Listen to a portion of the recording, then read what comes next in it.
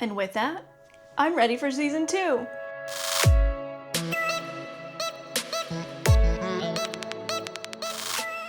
Hey, what's up everyone? Welcome back to the channel and to another video, and today we are going to be discussing Medalist Volume 4. Now, if this is your first time with the channel, hi, hello, welcome. My name is Hannah and I'm a competitive figure skater. Medalist Season 1 actually is the reason why I am now a competitive skater and not a former competitive skater, because I'm 29 years old and I was long kind of done with competing, and then my love for skating reignited while I was watching Season 1, and here we are. I'm about to compete. I am less than a month away and I am terrified but also very excited. And there is one thing that I love a lot, and that is a piece of media that gets skating right. And today we're gonna discuss Volume 4, which leads up right to the end of Season 1, and this is perfect timing because I'm recording this on the 17th. Season 2 airs on the 24th, so I have 1 week and I'll be sitting here watching the anime instead. So we're gonna dive right in, but before we do, don't forget to like this video, subscribe to the channel, and leave a comment your thoughts if you are interested in seeing my reactions from Season 1 or my reactions from Season 2 that are to come. Make sure you hit that subscribe button and join in on the fun. And once again, I got my trusty notes to help me through this video. Let's get into it. So starting right off with chapter 12, which was the first chapter of this volume, I wanted to first kind of discuss Tsukasa and his attempts at getting Ryo to kind of come on board with him and with Inori, because Ryo is being very stubborn, I guess you could say, and doesn't want to talk to anyone, has kind of a chip on his shoulder. And Tsukasa, what I wrote down is he's doing all of the quote right things. He is trying to talk to him, he's trying to get to know him, but I think in this case his inexperience with just coaching in general is kind of showing, because he doesn't fully understand the different types of personalities. I kind of talked about this at the end of my last video with Volume 3, but what makes a good coach isn't necessarily one specific style over another. Most coaches do follow that. You know, most coaches have their one specific style, and the students that they have are going to be the students that work well with the style that that coach has. But every once in a while you find a coach that can kind of adapt the way they coach a skater based off of who that skater is. Skating is such a fundamentally mental sport, and it's a very developmental sport, so you're dealing with kids. I mean, technically Inori is old for when she started, but she's still only 12 years old. She is a pretty young person. Same with Ryo, he is also very young. And the mechanics of like the mental space that children are in when they are taking on such a difficult sport takes a while to master. So I think in this case, when Tsukasa is just trying to kind of teach Ryo the same way he teaches Inori, he's not figuring out that he can't do that yet. He has to be a little bit more stern with him maybe, or try and talk about things in a different way, which we're gonna see in a few chapters. But I think that just kind of shows he is a little bit inexperienced as a coach, especially because he's doubting himself and doubting his abilities as a coach simply because he can't get Ryo to kind of get used to him or soften up to him, when sometimes it just is really hard to do. Some kids need like a much firmer hand than Ryo does, or sometimes you gotta just keep doing that until the kid comes around too. Now I know this was actually kind of a moment where Inori felt sad almost, but Tsukasa was kind of telling her like, your goals are getting very large and they might not be attainable, and she was like, oh, that's like the first time he said I might not be able to do it. But I think that's important. Again, kind of speaking from the side of being a coach, because I also coached skating for quite a while, is your student, especially when they're young, they're going to have very lofty goals. They're gonna be like, I wanna go to the Olympics, I wanna skate at nationals, I wanna do these big things, because that's naturally what every figure skater wants to do. Most of us are skating because we watched it on TV and we wanted to do what we saw on TV, not knowing how much work and money and time and effort goes into skating. So it is the coach's job to kind of keep the skater in a sense of reality.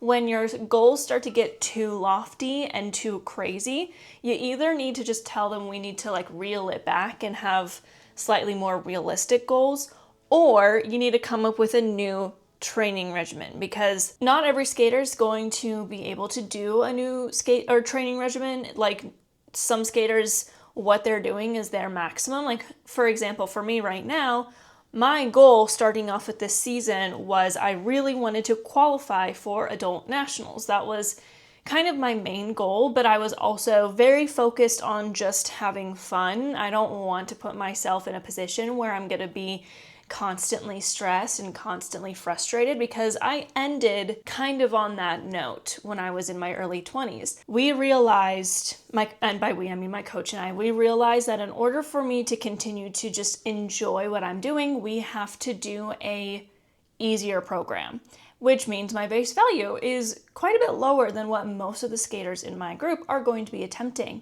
But there are different things with the scoring, and adult is kind of interesting because you don't usually have many skaters do like clean programs, because we are all like unserious. We all are skating because we love skating, and none of us are really like, oh my gosh, I'm putting in 10 hours a day like the 16-year-olds, mostly because we can't. Like, our bodies just aren't designed to be able to keep doing that at our age.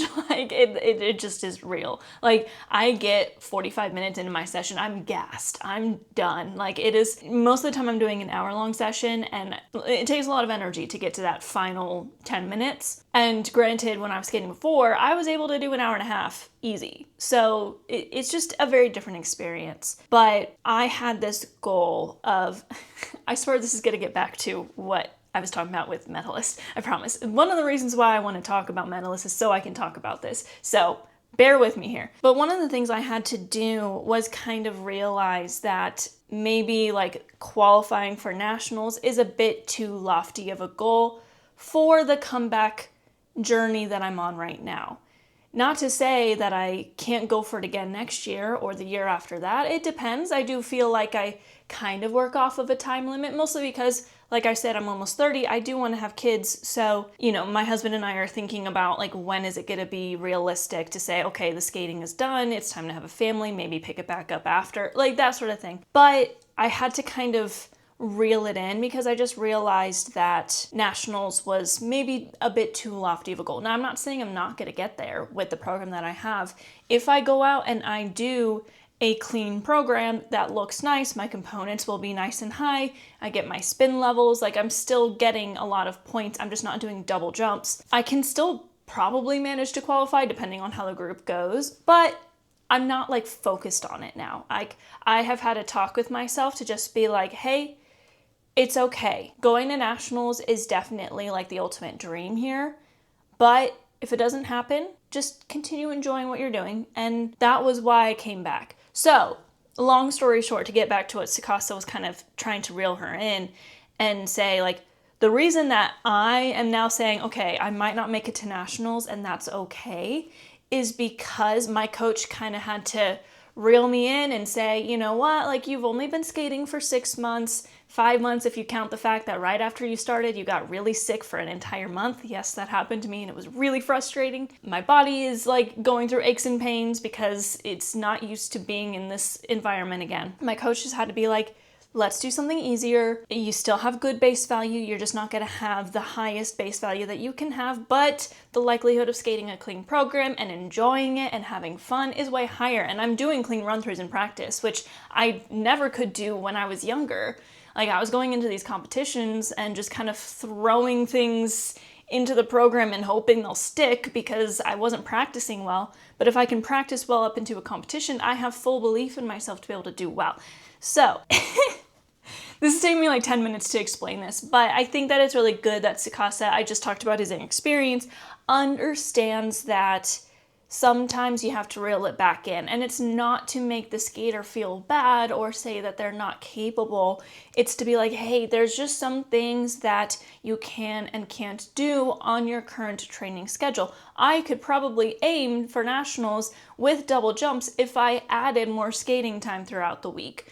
But that's just not in my capability because I am a full-time corporate employee. Like, I do what I can to make this work, but sometimes you just have to either understand the goals are too lofty or you have to be able to change the way you train. So with that, I do like when they were talking about this, that he did mention that she is progressing very, very quickly, very much faster than average. So I've talked in length about, the realism of Medalist and how much they call to like realistic skating.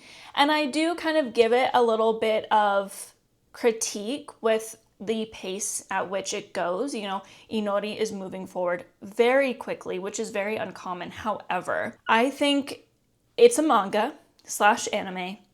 The main character of a manga slash anime is going to be like special, right? When you think about the other show I talk about most on here, Demon Slayer, Tanjiro is special. He has a special ability per se, but kind of like Tanjiro, what I like what they do with Inori is they chalk it up mostly to how hard she works. Like they call out that it is abnormal what she's doing, and they call out that it is because she works extremely hard for someone her age. And you also add to it, and I've talked about this, I think it's been a minute since I've talked about this, but honestly, the whole idea that you have to start between the ages of 3 and 5, I think is a little bit of an outdated approach, because when you start a little bit older, you're gonna naturally take to it better than someone who's 4 years old and just wants to be with their mother. You know, like I've taught 3-year-olds and I've taught teenagers who started at the same time, like a 3-year-old and a 12-year-old that started the exact same time. The 12-year-old was able to jump a month later. The 3-year-old was still barely doing 1-foot glides 3 months later, right? So when you're older, your body takes to it easier. The only time I really see the really young ones kind of take off is if they come from parents who were skaters as well. Like there's just that natural raw talent usually. But I think that what Medalist is doing, and I didn't fully feel this in the anime, I felt it a lot better in the manga, is they're using okay, she's the main character of a show, of a manga, so like she's special, but we have reasons for that. Like there's a good explanation. We know it's very fast, but she's been working really hard. And in this sport, talent can get you somewhere, but you have to be willing to put in the work. This sport is so complicated. You have to be able to put in the work physically, mentally, and use critical thinking. Because like I said last time, we have to do math in our programs. If we miss something, we have to know the rules well enough to be able to adjust our programs so that we don't lose even more points. So I really wanted to call that out because I feel like I've been very, very harsh on the speed at which Inori does progress in this story, but I think that they do a very, very good job at explaining why. And every once in a while you do find a skater like that. So it's not like it's completely abnormal. Now, Tsukasa mentioning that Inori being able to land a double axel off the ice, he was like, it's easier to do jumps on ice because of the speed. I disagree with that. Everyone that I know growing up, we could land jumps that we could not land on the ice. And that is because you're not landing on a blade. So yeah, you have the speed and the running edge of the ice, but off the ice, you have a little bit less fear and you have the ability to get speed going into it if you just take a couple of steps, and then you're landing on your foot instead of a blade. So most people that I know will say it is much easier to do off ice jumps. I found it much easier to do off ice jumps. Like I almost landed my double axel off the ice. On the ice, I never got anywhere close, and I'm not even going to say that I'm ever going to try it because I don't think my body is built in a way where I will ever be able to get there. Who knows? Maybe I'm like just going to experience some big thing happen next year. I don't know. It's not going to happen, okay? Double axels are just something that I know is never going to happen to me, and that's okay. Okay, so now we're going into summer camp. And they talk a little bit about what it's like to learn from other coaches. And this is something that is interesting within the real world because I agree. A lot of coaches work in teams because it is very good for a skater to hear the same thing, but like in a different way. It gets tough when the coaches start contradicting each other. Like one says, okay, speed up going into it, while the other says slow down going into it. And then you're like, well, what do I do? Because one coach is telling me to speed up, one coach is telling me to slow down. But if one coach is telling you to speed up by bending your knee deeper, while another is telling you to speed up by pushing into the 3-turn in a more powerful way, that they're both telling you to do the same thing. They're just giving you a different way to do it. So one might help you over the other. There is a problem of ego amongst coaches. Usually they either work alone because they don't want, another coach to kind of make it seem like they're better or whatnot. If a skater understands a jump or lands it better when they have the help of a different coach, the other coach might see that as oh, they're trying to take my student away from me. Or even the parents of that skater might be like, this coach is better, so I'm going to switch to them. There are definitely a lot of coaches that work alone or kind of work with the same team where it's like, okay, one is the main coach and then one does choreography, one does spins, one does jumps. So like they kind of still stay in their siloed area. They're not trying to kind of teach the same thing, you know, but I think it is good for a lot of skaters. I worked with my main coach back when I was like skating every single day, and I would still work with other coaches during classes, or I'd work with the jump technician, or I just work with another coach who would help me with some things, and it would help me understand things a little bit better. But that didn't mean that my main coach was bad. It just meant that I needed to hear it maybe a different way. Now I'm only working with one coach because I just don't have time to really go and learn from another coach and then do a class. Like I just don't have that time on my hands. I do have another coach that helps me if my coach is out of town, but they kind of say the same thing. So I just thought that was interesting that they brought it up because it is correct, but a lot of coaches have too much of an ego. Or in Tsukasa's case, get like scared that it's going to mean that they're inferior to this other coach if the skater is able to manage to land the jump with the help of the other coach. And then they start working on straightening out their jumps. So they drew like a little box, and the idea was to take off and land within this narrow box. I'm actually working on that right now too. So I tend to be very round with the way I jump. I just keep going on a curve, and that can make me kind of hook a little bit too much and make especially my axle, very spinny. I don't know how to word it. Like my landing isn't great because I'm still like spinning around because I've been on this circle trajectory. My coach is trying to help me like look at a sign on the boards at each rink and be like, jump towards that. But it's literally like right here and I'm jumping facing that way. That's how much on a circle I'm on. So I was like, yeah, this happens. Coaches definitely want you to skate more straight because it's going to help your axis and it's going to help your landing be a little bit more clean. I wrote that I loved Tsukasa, LOL. That's literally what I wrote, but I say that all the time. I love Tsukasa. He's my favorite character in this show, so that shouldn't be surprising. We move into chapter 13, which I believe the end of chapter 12 is when Inori landed her double axel. It was either at the very end or at the very beginning of chapter 13. And they're like, we can't celebrate. She has to keep working. Just celebrate. Just celebrate. You know, like it is okay to celebrate even when you're in this mindset of like, that's only one step. Double axel is a huge accomplishment. It's something like less than 10% of skaters ever land double axel. Like it is a sign that you can definitely make it if you can land a double axel. Many skaters will never reach that level. And of course, she's reaching this level at a very early on point in her career, but I've talked about a little bit why I think that's happening. And it's okay to celebrate. I think personally, it's okay to celebrate. In fact, double axels were usually the biggest celebration at the rink. You know, these skaters would be offered to win like $400.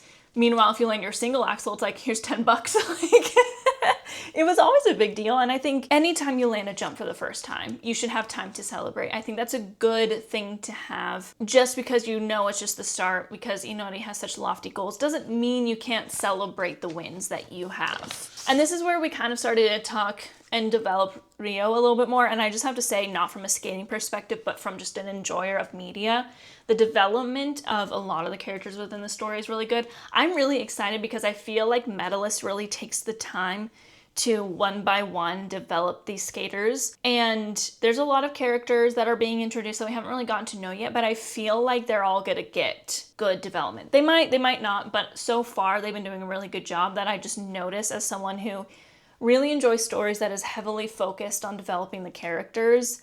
I really enjoy that about this story. Rio's story is very complex and it's very relatable. It can really tear you down when you have skaters that you literally help. Like they start learning after you've been doing it for a long time and they pass you up. Like that's obviously happened to me a ton. I mean, there's even some skaters that I'm kind of skating with right now that I've known since they were literally toddlers because, you know, time, it's a thing that happens. And so they kept skating for the past 10 years while I haven't skated for 6 years. So they are now ahead of me. And that does mess with your brain, and it doesn't really mess with mine because I know like the reason that I'm behind is because I wasn't skating, so obviously like it wasn't gonna happen. But for Rio to be in this situation where he continues to skate, but these skaters continue to pass him up, that is a very real thing that's very frustrating, and that makes it kind of more understandable why his dad was like he needs to go to a rink where skaters are his level or lower, because he's skating with all these skaters that are higher level, which for most skaters is big motivation, but for him it's tearing him down because he used to be higher. He used to be the skater that they all looked up to, and now he's just chasing them. So this is a very real thing that happens in skating because everyone progresses at a different rate, and you have the skaters that are naturally gifted but also work hard. You have the skaters that aren't naturally gifted but work hard. They're still not going to move as fast as the skaters who have both. Same for the ones that rely on their talent but never really put the work in, and then all of a sudden it's just they're not very good. Like, this is all things that go through skaters' minds. It is very tough. It can be very motivating when skaters pass you up, but it can also be very mentally draining to see them continue to pass you up, and you start to think like, what's the point? Rio is very, very, very stuck on the jumps. Same with Mike, which we'll talk about in a little while.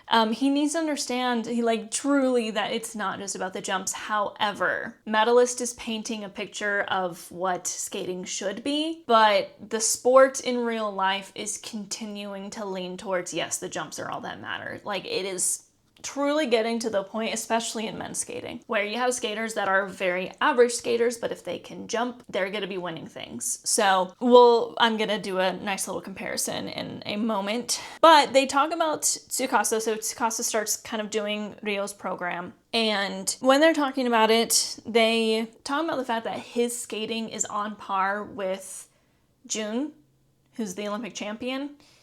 That his like skating, his skills, and his performance is on par, or they say later, better than his.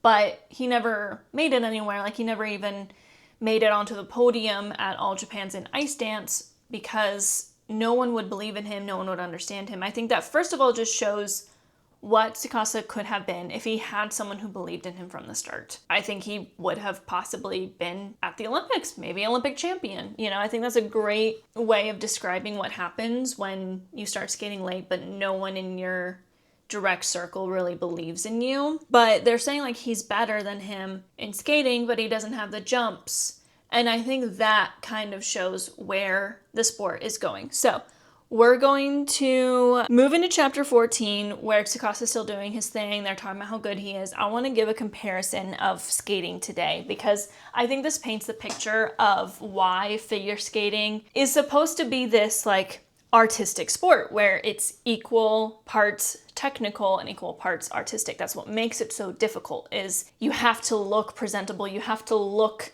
good, you have to be a master of what you're doing while also doing the difficult elements. It's like a double sport, right? Like, you have to do I don't know how to describe it, but like it's two parts rather than just one. Like, you're not just playing basketball where no one cares what you look like, right? Like, you're just wearing a jersey, you're all sweaty, you're going for it, you're just trying to get points. It doesn't matter if you fall while you do it, right? But the way that the judging system works heavily leans towards just the technical side, heavily leans towards the jumpers, because component scores, which is the artistic side of skating, has a cap of amount of points. So like, for example, men's skating internationally is probably the biggest issue we currently have, with the super extreme technical skaters always doing better than maybe the slightly more well-rounded or slightly leaning more towards the artistic side, because you have someone like Ilya Malinin, who is a wonderful skater. I think he gets a little bit too much hate. His skating skills are decent. It's not like I saw someone recently say, oh my gosh, the Olympic champion's going to be someone who doesn't know the difference between a rocker and a Choctaw. He absolutely knows the difference between a rocker and a Choctaw. In order for him to be at the level that he is at, he had to pass a certain amount of tests in the US that include all the turns. Like, it's not like his skating skills are amazing, and he's probably like 10th best in the world on skating skills. But he's still only like 10th best in the world on skating skills and performance, because he's getting better. Like, he's definitely growing, but there's something to be desired from his skating. However, he goes out and he does 7 quadruple jumps. One of them being a quad axel, which just 5 years ago people were saying was impossible, that there was just no way that a body could rotate with the amount of time that we have in the air, right? Like it was said to be impossible, and he's doing it. What Ilya Malinin is doing is amazing. I'm not going to take that away from him. He is an incredible skater that I could only dream of being. However, when he starts to get component scores that are higher than everyone else, you start to wonder. And then on top of that, you have a skater who, I think his technical score alone was in the 140s at the Grand Prix final, but then the component scores max out at 100. So like technically, yes, there's a cap to a technical score. There's only, so many jumps that you can do. There's a lot of rules. So technically there's a cap, but I would say the cap of a technical score is probably close to 200 points for the men, right? So we need to like even it out, because then you have a skater like Yuma Kagiyama who is a little bit leaning more towards the artistic side. He really struggles with landing the jumps, and he usually only has like 1 to 2 quads in his program. Like there's obviously a difference there. So I wouldn't say that Yuma is like the perfect match to Ilya, because I wouldn't necessarily say that Yuma is a fully well-rounded skater either. However, when his jumps are on, they're things of beauty. But that being said, I would call Yuma a much more well-rounded skater than Ilya, because Yuma has the skating skills, he has the performance. When his quads are on, they are beautiful. He just can't tend to land them, and that's on him. Like Ilya constantly beats Yuma, mostly because Ilya has this really difficult program. He can go out and skate it clean, while Yuma struggles with the much lower base value. So like when it comes down to it, to me, it's very obvious that these competitions Ilya should be winning. However, it's such a big difference when Yuma is very clearly the better skater, Ilya is the better jumper. They should still be more evened out when they both skate clean. But we're getting to that point now where even if Yuma skates clean against a clean Ilya, he's going to be like 30 points behind him, 40 points behind him. And that is because, one, the sport is just not actually weighing the points correctly. Like a skater who has really good skating skills but doesn't perform should be getting high skating skills mark but low performance marks. But if they give them the high skating skills, they give them the high performance marks too. If a skater goes out and does this amazing 7 quad program, the judges are like, that's an amazing skater, which you can argue that being able to land those jumps does contribute to having high skating skills. I can say that with certainty, yes, that has something to do with it. But again, a very long-winded way of saying, I think Medalist is trying to, in one part, try and really hone in on the fact that it needs to be a well-rounded sport. And I think they really focus on that in Japan, because the skaters in Japan, all of them are really good at skating, like way better than most US athletes.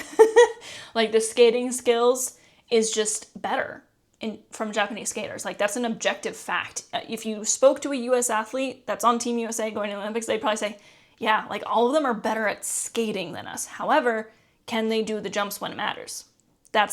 It always comes down to who can skate clean and who can't. Really. There are times where it doesn't. Sometimes everyone skates clean, and then it's really the best skater is the one who ends up on top with the best components and the highest base value, right? But you start to get into that area where it's like, okay, this skater is a much better skater, but they made a couple mistakes. So this skater who's more average ended up winning because they landed everything. It needs to be more well-rounded. I think our scoring system needs reform. I just don't know how they would do it. With that, that's all I really had on chapter 14, was just kind of talking about that, because in chapter 15, we move into ballet. Ballet is very, very good for skaters. Ballet is very, very important for skaters. It teaches you how to be aware of every single movement, every fingertip, and that's going to also bump up your component scores and help you with jumping, because it's going to make you stronger, it's going to make you more flexible, and that helps you all around. It's not just about developing the artistic side of your skating. When you do ballet, it's about the strength, it's about the flexibility, it's about the awareness of your body.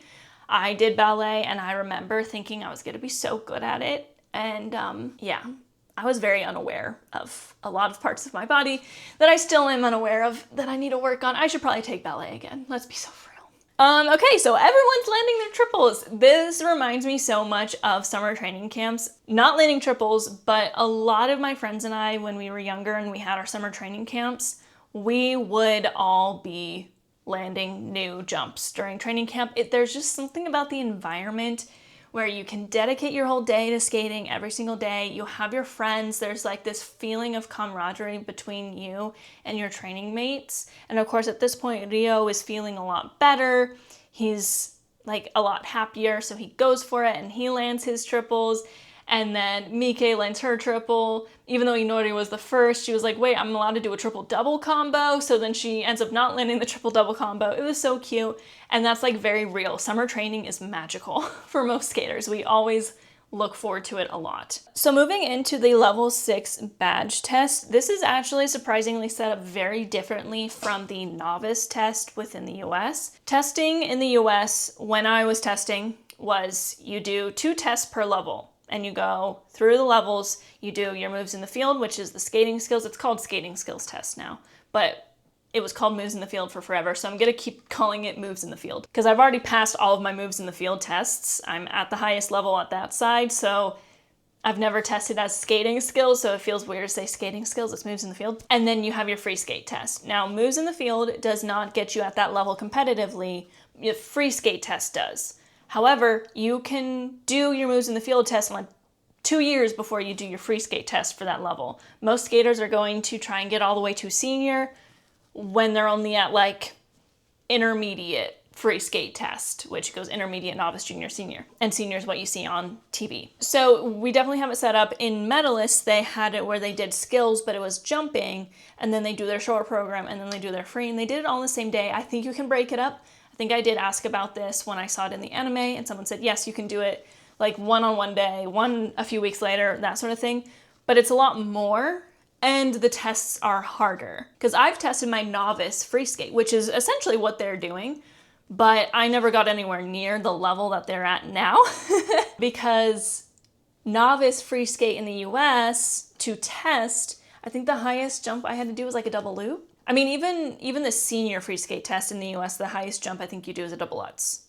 So, like, it's very different. And again, I think that kind of maybe is why I feel like Japanese skaters are just a bit more well-rounded and competitive, why they're so much more, like, continuously dominant. Like, we have really strong US skaters right now, but it's been a while. Like, it's been 20 years since a US skater's been on a podium at the Olympics. And I think it's because, like, Japan seems to kind of really focus on more foundation, when in the US it's more about, like, I don't know, just get through the jumps and say a prayer. And I'm not saying that all US skaters are bad skaters. A lot of US skaters are very, very good, but we tend to like focus on one thing over another, while I feel like all the Japanese skaters are all like very good at everything.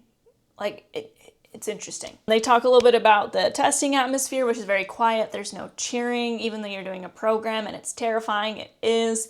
There's something about competing when you have your friends in the bleachers cheering you on, saying, go, Hannah, right? It feels good, and it gives you this little like added oof right before you skate, like, okay, they're all here to support me. But with testing, it's quiet, it's crickets, there's nothing. It just goes skater, skater, like, it's just like, woo, it's terrifying. And then when she went through her test and she passed, I cried again. But we already watched my reaction to that in the anime. I was a mess. I was a mess a lot during the anime. I'm gonna be a mess continually. It means so much to me.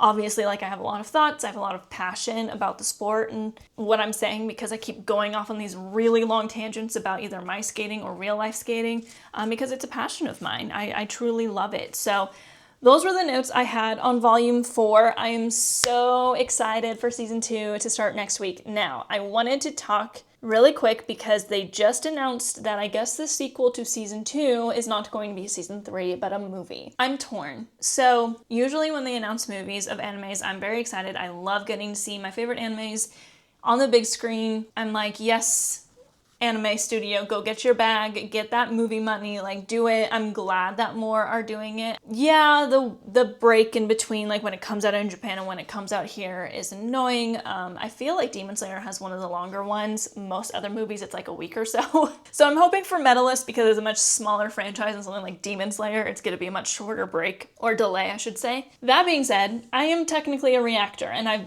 stopped at volume 4 because I don't want to read on, because I'm going to react to season 2, so it's my first time. So I kind of wanted to know what y'all will want me to do. Obviously, we have plenty of time before, because it just said 2027. It's January 17th of 2026, so we got time.